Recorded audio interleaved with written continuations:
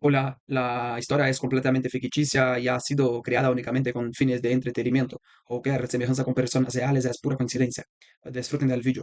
La historia avanzará hacia una tensión creciente cuando el protagonista empiece a dudar de todo lo que creía seguro. Las palabras del anciano sembraron una inquietud que no lo dejará en paz. Gracias.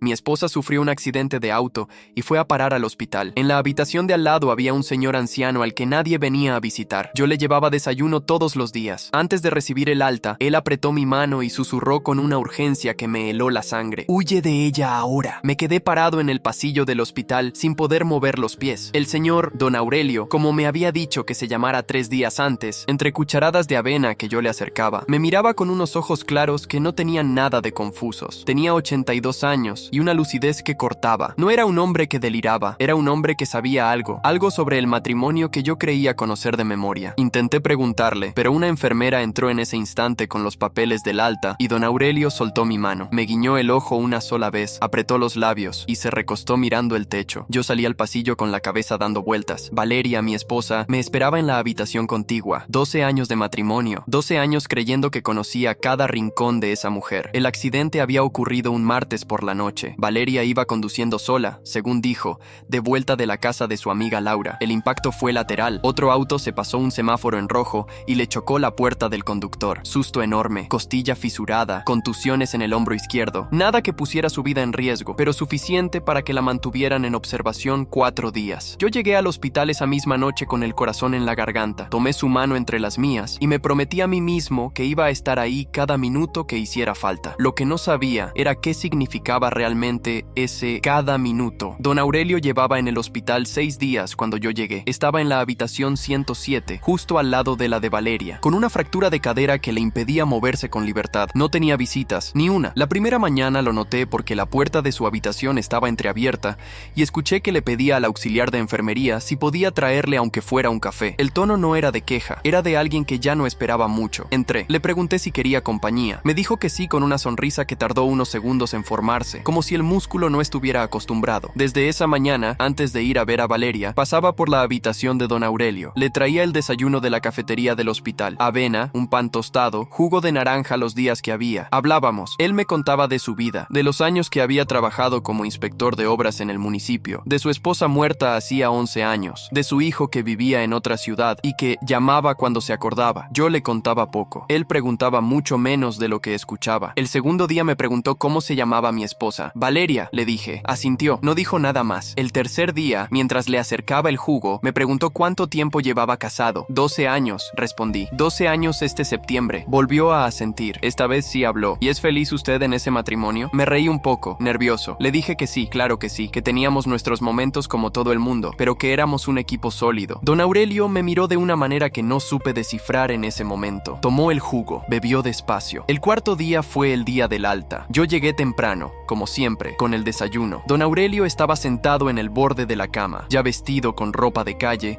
esperando que vinieran a buscarlo. Me alegré por él. Le dije que me alegraba. Él palmeó el espacio a su lado en el colchón y me pidió que me sentara un momento. Me habló durante quizás 3 minutos, sin rodeos, sin suavizar nada. Me dijo que llevaba días escuchando cosas desde su habitación porque la pared era delgada y el hospital era silencioso de noche. Me dijo que no era su intención meterse en lo que no le correspondía, pero que tenía un hijo al que nunca le había dicho ciertas verdades cuando debía haberlo hecho, y que eso le había costado años de distancia que ya no podría recuperar. Me miró a los ojos y me dijo: no voy a cometer el mismo error con usted. Entonces me contó lo que había escuchado. Valeria hablaba por teléfono de noche cuando creía que yo no estaba o que dormía en el sillón del pasillo. Hablaba en voz baja, pero en ese hospital las paredes eran casi papel. Don Aurelio, que dormía poco y mal desde la operación, lo había escuchado todo. 2 noches, 3 conversaciones. No eran llamadas a Laura, no eran llamadas a ninguna amiga. El nombre que se repetía era Mateo, y las palabras que don Aurelio había escuchado, con esa claridad incómoda de los ancianos que ya no tienen miedo de lo que saben, no dejaban lugar para interpretaciones generosas. Cuando salga de aquí, lo dejamos, había dicho Valeria. Ya no puedo seguir con esto. El accidente me abrió los ojos. No quiero perder más tiempo. Don Aurelio apretó mi mano. Me dijo: huye de ella ahora. Y me explicó, con una calma que me partió en dos, que no lo decía para hacerme daño. Lo decía porque había escuchado también la segunda parte de esa frase, la la que Valeria susurró después de una pausa larga, mientras el otro lado de la línea guardaba silencio. Lo peor es que él nunca va a sospechar nada, nunca lo ha hecho. Salí al pasillo. Las paredes del hospital me parecieron más angostas que antes. El olor a desinfectante, que en 4 días había dejado de notar, volvió de golpe. Me apoyé contra la pared y respiré. Respiré una vez, 2 veces, 3. No entré a la habitación de Valeria de inmediato. Me fui a la cafetería, pedí un café que no tomé y me senté a pensar con una frialdad que me sorprendió a mí mismo. Porque lo primero que sentí no fue rabia. Lo primero que sentí fue una claridad brutal, como cuando enciendes la luz en un cuarto oscuro y de repente ves todo lo que antes solo intuías. 12 años de matrimonio. Y la pregunta que don Aurelio me había hecho el tercer día, ¿es feliz usted?, empezó a resonar de una manera completamente distinta. Porque si era honesto de verdad, hacía tiempo que algo no encajaba. Y hacía tiempo que yo había elegido no mirar. Mi esposa sufrió un accidente de auto y fue a parar al hospital. En la habitación de al lado había un señor anciano al que nadie venía a visitar. Yo le llevaba desayuno todos los días. Antes de recibir el alta, él apretó mi mano y susurró con una urgencia que me heló la sangre. Huye de ella ahora. Ortenimp. Me quedé parado en el pasillo del hospital sin poder mover los pies. El señor, don Aurelio, como me había dicho que se llamara 3 días antes, entre cucharadas de avena que yo le acercaba, me miraba con unos ojos claros que no tenían nada de confusos. Tenía 82 años y una lucidez que cortaba. No era un hombre que deliraba, era un hombre que sabía algo sobre el matrimonio que yo creía conocer de memoria. Intenté preguntarle, pero una enfermera entró en ese instante con los papeles del alta y don Aurelio soltó mi mano. Me guiñó el ojo una sola vez, apretó los labios y se recostó mirando el techo. Yo salí al pasillo con la cabeza dando vueltas. Valeria, mi esposa, me esperaba en la habitación contigua. 12 años de matrimonio, 12 años creyendo que conocía cada rincón de esa mujer. El accidente había ocurrido un martes por la noche. Valeria iba conduciendo sola, según dijo, de vuelta de la casa de su amiga Laura. El impacto fue lateral. Otro auto se pasó un semáforo en rojo y le chocó la puerta del conductor. Susto enorme, costilla fisurada, contusiones en el hombro izquierdo. Nada que pusiera su vida en riesgo, pero suficiente para que la mantuvieran en observación 4 días. Yo llegué al hospital esa misma noche con el corazón en la garganta. Tomé su mano entre las mías y me prometí a mí mismo que iba a estar ahí cada minuto que hiciera falta. Lo que no sabía era qué significaba realmente ese cada minuto. Don Aurelio llevaba en el hospital 6 días cuando yo llegué. Estaba en la habitación 107, justo al lado de la de Valeria, con una fractura de cadera que le impedía moverse con libertad. No tenía visitas, ni una. La primera mañana lo noté porque la puerta de su habitación estaba entreabierta y escuché que le pedía al auxiliar de enfermería si podía traerle aunque fuera un café. El tono no era de queja, era de alguien que ya no esperaba mucho. Entré, le pregunté si quería compañía. Me dijo que sí con una sonrisa que tardó unos segundos en formarse, como si el músculo no estuviera acostumbrado. Desde esa mañana, antes de ir a ver a Valeria, pasaba por la habitación de don Aurelio. Le traía el desayuno de la cafetería del hospital. Avena, un pan tostado, jugo de naranja los días que había. Hablábamos. Él me contaba de su vida, de los años que había trabajado como inspector de obras en el municipio, de su esposa muerta hacía 11 años, de su hijo que vivía en otra ciudad y que llamaba cuando se acordaba. Yo le contaba poco, él preguntaba mucho menos de lo que escuchaba. El segundo día me preguntó cómo se llamaba mi esposa. Valeria, le dije. Asintió, no dijo nada más. El tercer día, mientras le acercaba el jugo, me preguntó cuánto tiempo llevaba casado. 12 años, respondí. 12 años este septiembre. Volvió a asentir. Esta vez sí habló. ¿Y es feliz usted en ese matrimonio? Me reí un poco, nervioso. Le dije que sí, claro que sí, que teníamos nuestros momentos como todo el mundo, pero que éramos un equipo sólido. Don Aurelio me miró de una manera que no supe descifrar en ese momento. Tomó el jugo, bebió despacio. El cuarto día fue el día del alta. Yo llegué temprano, como siempre, con el desayuno. Don Aurelio estaba sentado en el borde de la cama, ya vestido con ropa de calle, esperando que vinieran a buscarlo. Me alegré por él, le dije que me alegraba. Él palmeó el espacio a su lado en el colchón y me pidió que me sentara un momento. Me habló durante quizás 3 minutos, sin rodeos, sin suavizar nada. Me dijo que llevaba días escuchando cosas desde su habitación porque la pared era delgada y el hospital era silencioso de noche. Me dijo que no era su intención meterse en lo que no le correspondía, pero que tenía un hijo al que nunca le había dicho ciertas verdades cuando debía haberlo hecho y que eso le había costado años de distancia que ya no podría recuperar. Me miró a los ojos y me dijo: no voy a cometer el mismo error con usted. Entonces me contó lo que había escuchado. Valeria hablaba por teléfono de noche, cuando creía que yo no estaba o que dormía en el sillón del pasillo. Hablaba en voz baja, pero en ese hospital las paredes eran casi papel. Don Aurelio, que dormía poco y mal desde la operación, lo había escuchado todo. 2 noches, 3 conversaciones. No eran llamadas a Laura, no eran llamadas a ninguna amiga. El nombre que se repetía era Mateo, y las palabras que don Aurelio había escuchado, con esa claridad incómoda de los ancianos que ya no tienen miedo de lo que saben, no dejaban lugar para interpretaciones generosas. Cuando salga de aquí, lo dejamos, había dicho Valeria. Ya no puedo seguir con esto. El accidente me abrió los ojos. No quiero perder más tiempo. Don Aurelio apretó mi mano. Me dijo, huye de ella ahora. Y me explicó, con una calma que me partió en dos, que no lo decía para hacerme daño. Lo decía porque había escuchado también la segunda parte de esa frase, la que Valeria susurró después de una pausa larga, mientras el otro lado de la línea guardaba silencio. Lo peor es que él nunca va a sospechar nada. Nunca lo ha hecho. Salí al pasillo. Las paredes del hospital me parecieron más angostas que antes. El olor a desinfectante, que en 4 días había dejado de notar, volvió de golpe. Me apoyé contra la pared y respiré. Respiré una vez, 2 veces, 3. No entré a la habitación de Valeria de inmediato. Me fui a la cafetería. Pedí un café que no tomé y me senté a pensar con una frialdad que me sorprendió a mí mismo, porque lo primero que sentí no fue rabia. Lo primero que sentí fue una claridad brutal, como cuando enciendes la luz en un cuarto oscuro y de repente ves todo lo que antes solo intuías. 12 años de matrimonio. Y la pregunta que don Aurelio me había hecho el tercer día, ¿es feliz usted?, empezó a resonar de una manera completamente distinta, porque si era honesto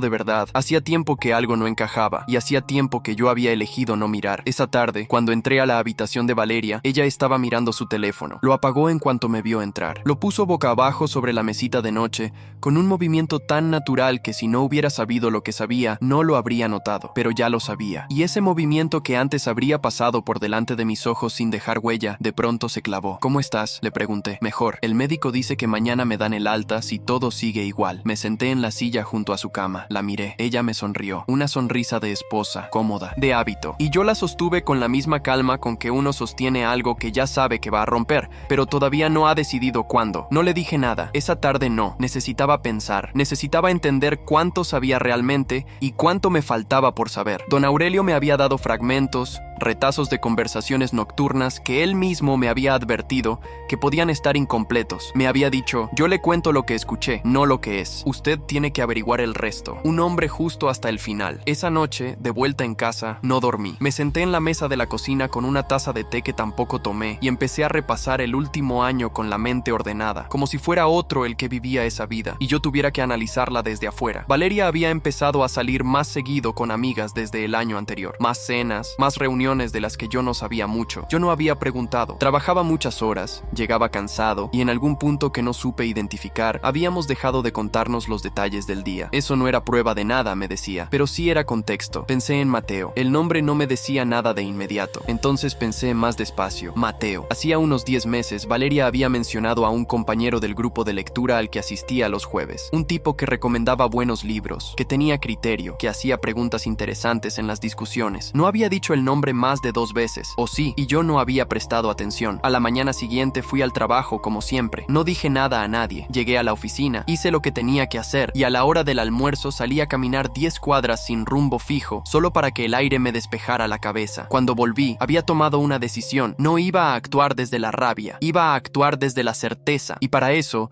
necesitaba confirmar lo que don Aurelio me había contado, no porque dudara de él, sino porque si iba a hacer algo, quería hacerlo con todo claro, sin margen de error, sin posibilidad de que nadie me dijera después que había actuado sobre rumores de un anciano hospitalizado. Esa tarde, cuando fui al hospital a buscar a Valeria para el alta, llevé el carro sin decirle nada especial. Ella estaba contenta de salir. Se veía aliviada, ligera, como si el hospital la hubiera dejado exhausta y la calle le devolviera algo. Cargué sus cosas, la ayudé a entrar al auto, manejé tranquilo. Hablamos de lo que comería cuando llegáramos a casa, de que le dolía un poco el hombro todavía, de que el médico le había recomendado reposo 2 semanas más. Todo normal, todo en la superficie. Lo que Valeria no sabía era que esa noche, mientras ella dormía, yo tomé su teléfono de la mesita de noche. Ella dormía profundo gracias a los analgésicos que le habían recetado. Tenía el celular con patrón de desbloqueo, pero lo había visto marcarlo cientos de veces en 12 años de matrimonio. 4 puntos en forma de L. Nunca lo había cambiado. Entré sin problema. No soy una persona que revisara teléfonos. Nunca lo había hecho en 12 años, pero ya no era el mismo hombre que había sido 4 días antes. Era un hombre que necesitaba saber. El hilo de mensajes con Mateo Ibarra estaba tercero en la lista de conversaciones recientes, las últimas 2 noches desde el hospital. Vi lo suficiente en 4 minutos para confirmar todo lo que don Aurelio me había contado, más algunas cosas cosas que ni siquiera él había podido escuchar. La traición llevaba 8 meses. No era un impulso, no era una debilidad de un momento. Era una decisión que Valeria había tomado y sostenido durante 8 meses mientras yo llegaba a casa. Preguntaba cómo le había ido el día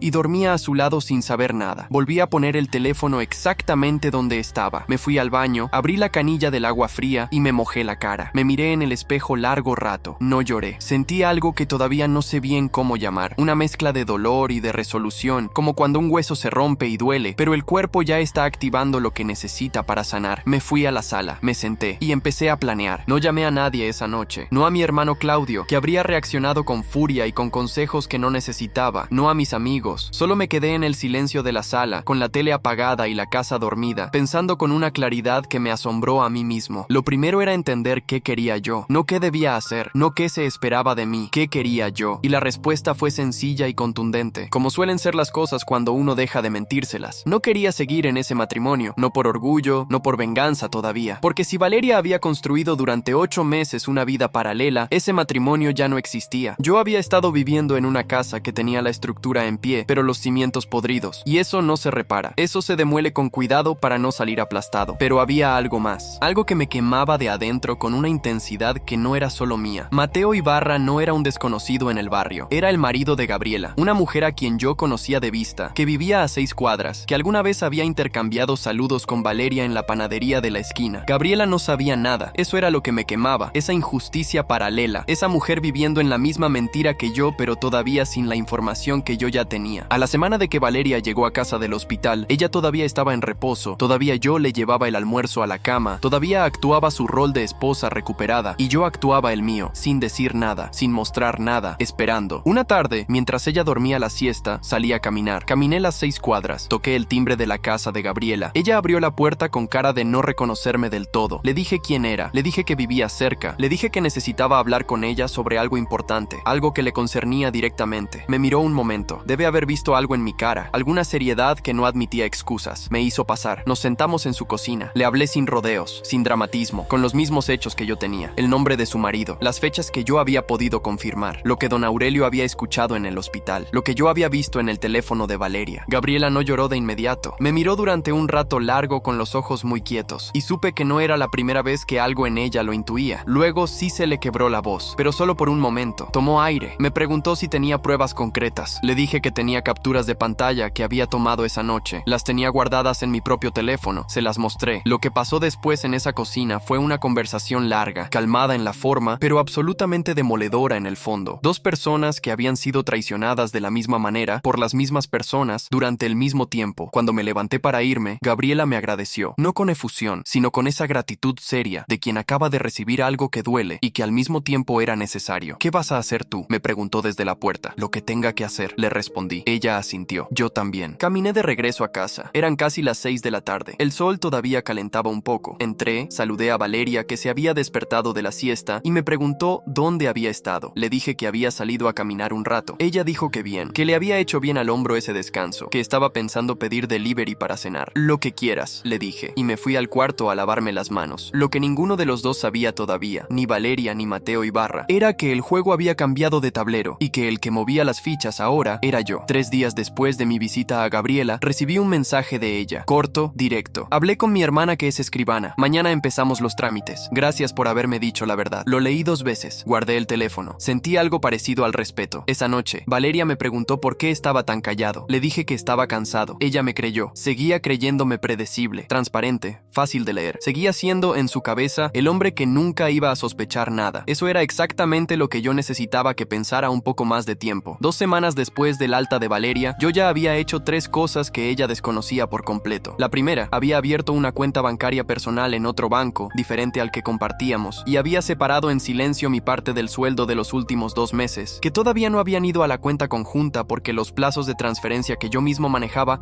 me daban ese margen. No saqué nada que fuera de ella, solo lo mío, lo que era mío por derecho, colocado donde ella no tenía acceso. La segunda, había hablado con mi hermano Claudio. Sí, al final lo llamé, pero no para desahogarme ni para que me diera palmadas en la espalda. Lo llamé porque Claudio era tornero, tenía su propio taller y tenía una habitación vacía desde que su hijo mayor se había ido a estudiar afuera. Le expliqué la situación con menos detalle del que me pedía y más precisión de la que él esperaba. Me dijo: la habitación es tuya cuando cuando la necesites. No preguntó nada más. Eso era mi hermano. La tercera había empezado a documentar, no de manera dramática ni cinematográfica, solo con orden, fechas, conversaciones que recordaba, el hilo de mensajes que había fotografiado esa noche en el baño, algunas contradicciones menores que Valeria había dicho en los últimos meses y que yo había dejado pasar sin entender por qué no me cuadraban. Las fui anotando en un cuaderno que guardaba en el maletín del trabajo, donde ella nunca revisaba nada, porque nunca había tenido razones para hacerlo. Todo ese tiempo, Valeria seguía en reposo. Seguíamos comiendo juntos, viendo alguna serie por las noches, hablando de cosas cotidianas. Ella seguía mirando el teléfono con ese cuidado que ahora yo ya reconocía,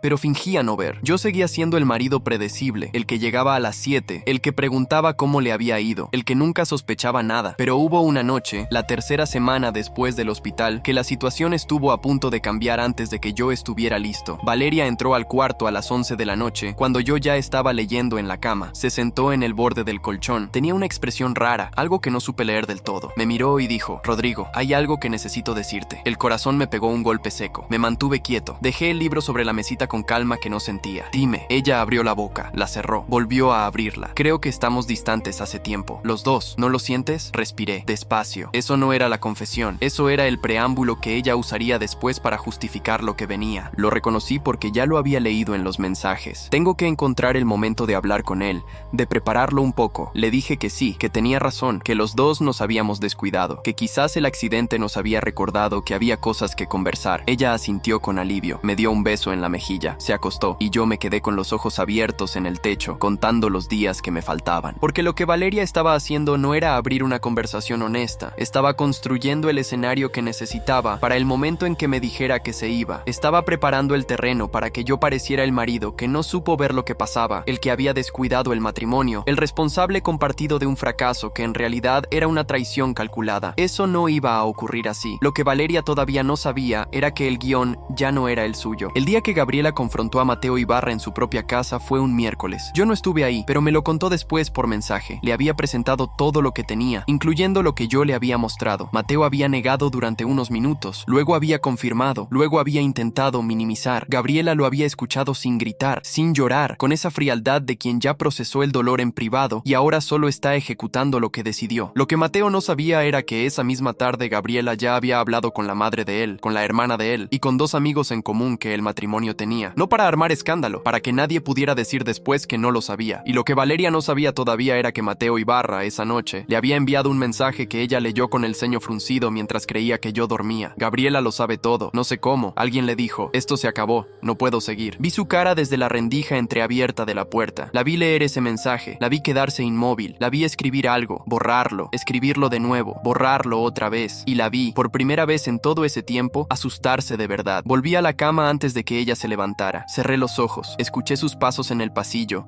el sonido del baño, el agua corriendo más tiempo de lo normal. Cuando volvió y se acostó, la oscuridad entre los dos era diferente, era densa, era la oscuridad de alguien que está recalculando todo. Yo no dije nada. Esperé al día siguiente. A la mañana siguiente, mientras desayunábamos, Valeria estaba tensa, hablaba menos, miraba el teléfono más, comía despacio. Yo le serví el café como siempre, le pregunté si quería tostadas, le comenté que había llovido de madrugada, todo normal, todo en la superficie. Entonces, en un momento en que ella bajó la guardia porque llevaba 40 minutos sin que yo diera ninguna señal de nada, me miró y dijo: Rodrigo, hay algo que tengo que contarte, algo serio. ¿Sí? Dije, y la miré a los ojos. Ella tomó aire. El matrimonio. Creo que el matrimonio no está bien, y creo que los dos lo sabemos, y hay algo que necesito que sepas. Mateo Ibarra, dije. El silencio que siguió fue total. El sonido de la lluvia afuera, el ruido lejano de un auto, nada más. Valeria se puso blanca. ¿Cómo? 8 meses, dije. Solo eso. Ella abrió la boca, la cerró. Los ojos se le llenaron de lágrimas de golpe, de esas lágrimas que no son de arrepentimiento, sino de pánico porque el plan se cayó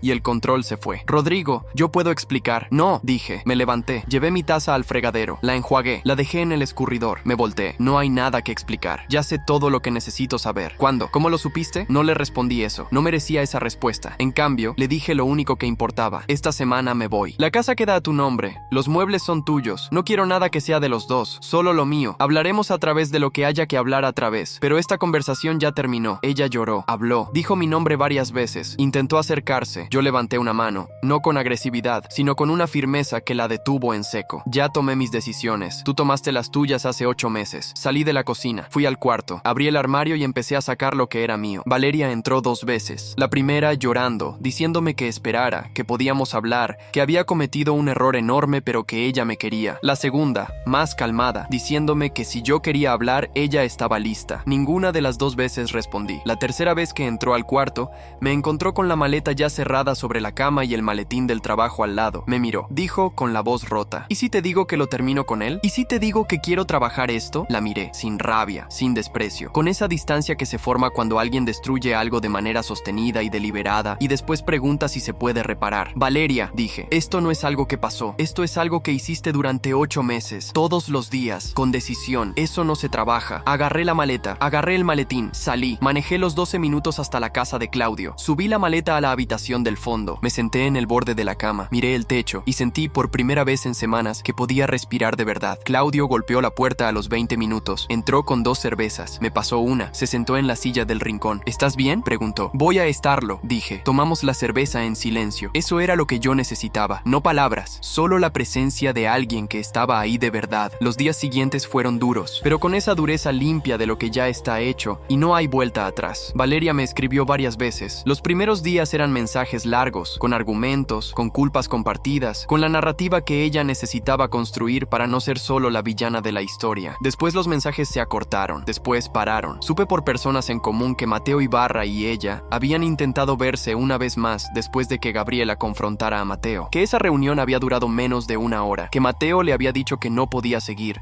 que su matrimonio, aunque estuviera terminado, lo exponía demasiado, que no era el momento. Valeria había apostado 8 meses de su vida a una carta que acababa de devolvérsela. Gabriela, por su parte, avanzó con lo que había decidido. No lo pregonó, no hizo publicidad de nada. Fue ordenada, fue eficiente, fue irreversible. Me lo contó en un mensaje escueto a las 3 semanas. Firmé los papeles, seguimos adelante. Le respondí 2 palabras: fuerza, Gabriela. Ella me respondió: igualmente, Rodrigo. Eso fue todo. No éramos amigos, no éramos cómplices de nada sentimental. Éramos 2 personas que habían actuado desde la dignidad cuando tenían razones para no hacerlo. Eso era suficiente. En cuanto a don Aurelio, hice algo que desde el primer día supe que iba a hacer. 3 semanas después del alta de él, lo llamé. Tenía su número porque me lo había dado ese último día en el hospital, escrito en una servilleta de papel con letra firme y apretada de quien aprendió a escribir cuando las letras todavía importaban. Me contestó al segundo tono. Le dije que quería contarle cómo había resultado todo, que me parecía lo justo. Me escuchó en silencio durante varios minutos. Cuando terminé, dijo: ¿y está usted bien? Sí, le dije. Estoy bien. Hubo una pausa. Y entonces don Aurelio dijo algo que no esperaba. ¿Sabe lo que me alegra? Que no me haya llamado para decirme que lo perdonó todo y que están trabajando el matrimonio. Me reí. Una risa de verdad de las que salen sin aviso. No, don Aurelio, nada de eso. Bien, dijo. Y lo dijo con la misma contundencia con que había dicho: huye de ella ahora, aquella mañana en el hospital. Con la certeza de un hombre que ha visto suficiente vida como para saber que algunas cosas no se reparan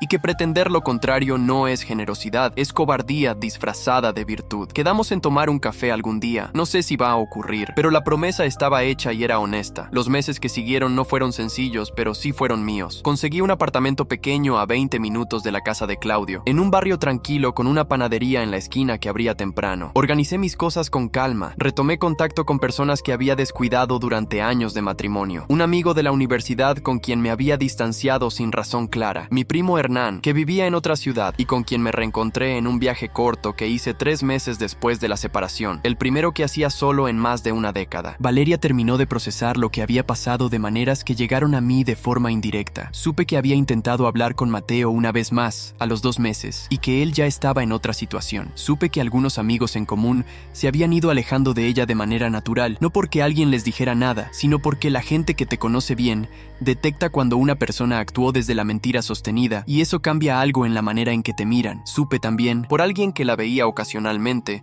que Valeria había dicho en alguna conversación que yo me había tomado todo de una manera fría y calculadora que ella no esperaba, que yo no era así. Cuando me llegó ese comentario, lo sostuve un momento, y pensé que tenía razón en algo. Yo no era así antes. Pero las personas cambian cuando la vida les presenta información nueva, y la información que yo había recibido en ese hospital, de la mano de un anciano que nadie visitaba, y que había decidido ser honesto con un desconocido porque no quería repetir sus propios errores, me había cambiado de una manera que ya era era permanente. No me había vuelto una persona amarga, me había vuelto una persona lúcida. Hay cosas que uno no puede desaprender una vez que las sabe. El departamento nuevo olía a pintura los primeros días. Después empezó a oler a café, a los libros que fui comprando de a poco para llenar los estantes vacíos, a la vela que encendía algunas noches en la mesa de la cocina cuando quería estar tranquilo. Era un espacio pequeño, pero era un espacio en orden. Era un espacio donde todo lo que había adentro era honesto. Y eso, después de 12 años, era más de lo que creía posible. El secreto que más me costó guardar durante esas semanas no fue el de la traición de Valeria, fue el de don Aurelio. Nadie en mi círculo supo en ese momento que un anciano en un hospital de paredes delgadas había sido, sin proponérselo, la persona que me había devuelto la capacidad de ver con claridad. Me parecía demasiado grande para contarlo como anécdota, demasiado verdadero para que sonara creíble. Hay personas que llegan a tu vida por un momento preciso y hacen algo que cambia la dirección de todo. Y no son héroes, ni villanos, ni personajes de ninguna historia. Son solo personas que decidieron ser honestas cuando podían haber mirado para el otro lado. Don Aurelio podría haber dormido, podría haber pensado que no era su asunto, podría haber razonado que un hombre casado con sus propios problemas no necesitaba que un desconocido le volcara encima una verdad que no había pedido, pero no hizo ninguna de esas cosas. Y yo, 9 meses después de esa mañana en el hospital, me senté en la mesa de mi cocina nueva con el café que sí me tomé, y pensé que el matrimonio que perdí no era realmente lo que yo creía que tenía, que lo que perdí fue una ilusión sostenida con hábito y con comodidad, y con la voluntad de no mirar demasiado de cerca. Lo que gané fue otra cosa, fue la certeza de que sabía exactamente dónde estaba parado, y que el piso era firme. Afuera, la panadería de la esquina ya había abierto. El olor a pan llegaba por la ventana entreabierta. Me terminé el café, me puse los zapatos y salí. Valeria terminó sola en esa casa que alguna vez fue nuestra. Mateo Ibarra volvió con Gabriela por exactamente 43 días, hasta que ella le firmó los papeles y le pidió que recogiera sus cosas. Él se fue a vivir con un amigo, luego con otro. Nadie en su círculo lo trató igual que antes porque Gabriela no había gritado, no había hecho escenas, pero sí había hablado con la verdad de frente con cada persona que se lo preguntó. Y la verdad tiene una manera de quedarse. A don Aurelio lo llamé una vez más, 4 meses después. Me contestó al tercer tono. Me dijo que estaba mejor de la cadera, que caminaba con bastón, pero caminaba. Le dije que me alegraba. Me preguntó si había tomado algún café bueno últimamente. Le dije que sí, que había encontrado una panadería excelente. Eso es lo importante, dijo, y me reí otra vez. Algunas veces, cuando uno piensa que ha perdido algo enorme, lo que en realidad ocurrió es que se limpió el espacio. Y en el espacio que queda, si uno no lo llena de rabia ni de rencor, empieza a entrar luz. No digo esto como consuelo ni como lección. Lo digo porque es lo que vi pasar en mi propia vida, despacio y sin ceremonia. Como pasan las cosas reales, sin música de fondo, sin grandes discursos, con el olor a pan de la mañana y el café que esta vez sí me tomé. Don Aurelio me dijo que huyera, y eso fue exactamente lo que hice. No con miedo, sino con los ojos abiertos. Eso marca la diferencia.